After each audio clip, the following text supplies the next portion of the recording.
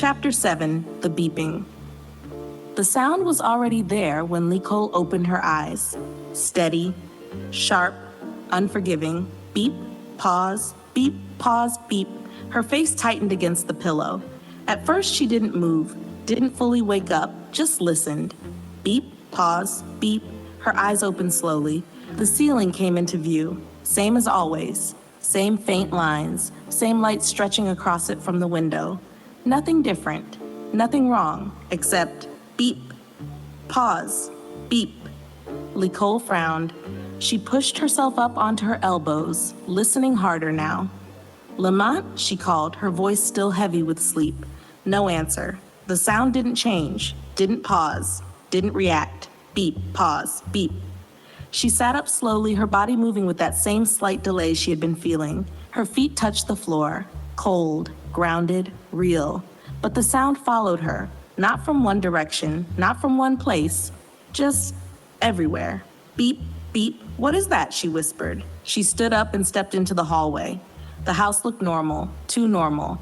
Na's door was open, empty. Bry's toys scattered across the floor, untouched. The living room sat still, no TV, no movement, no sound, except the beeping. Beep, pause, beep.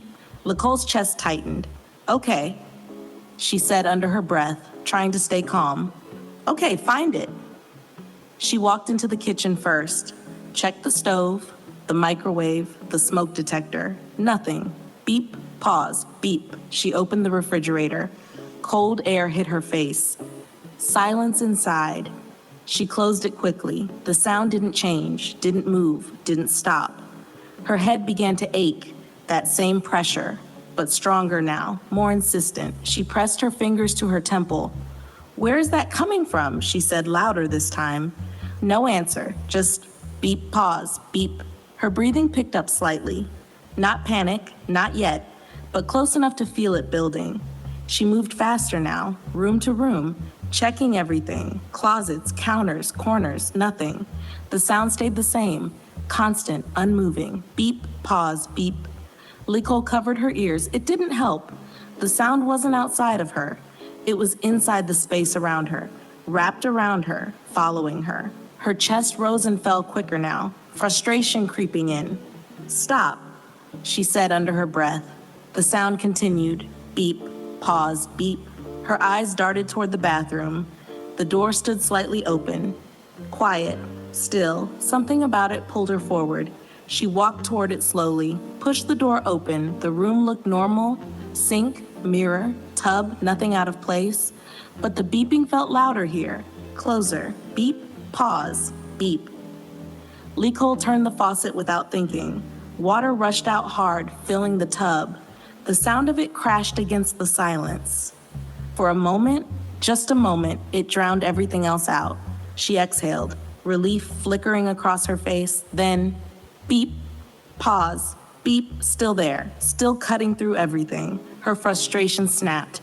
She stepped into the tub, fully clothed, and lowered herself into the water as it rose. The fabric clung to her instantly, heavy, cold, but she didn't care. She sank deeper. The water reached her shoulders, the beeping still there, still constant, still impossible to escape. Her chest tightened. She took a deep breath and slipped under the water. Silence, immediate, complete.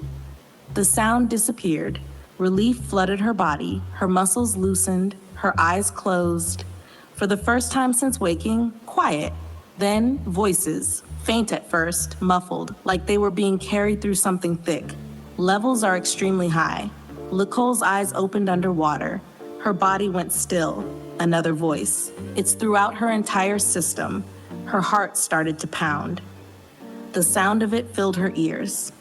Lead poisoning. The words hit her like something physical. Her chest burned, but she didn't move, didn't come up. It's in her bones, packed in the intestines. Her eyes widened. Her hands clenched slightly in the water. A third voice, quieter, more serious. The damage is severe. A pause.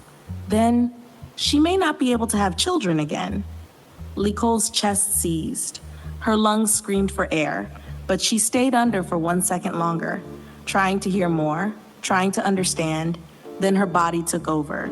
She shot up out of the water, gasping hard. Air slammed into her lungs. Water spilled over the edge of the tub, splashing onto the floor. Her hands gripped the sides as she tried to steady herself. Her heart raced. Fast. Too fast. She looked around wildly. The bathroom stood empty, still, silent.